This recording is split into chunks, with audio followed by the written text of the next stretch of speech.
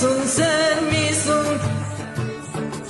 Benim Alemin dilindesin. o kadar güzel misin? Eydum fındık daline, gel teşhure teşhure, adını bilmiyorum, adın olsun meşhure.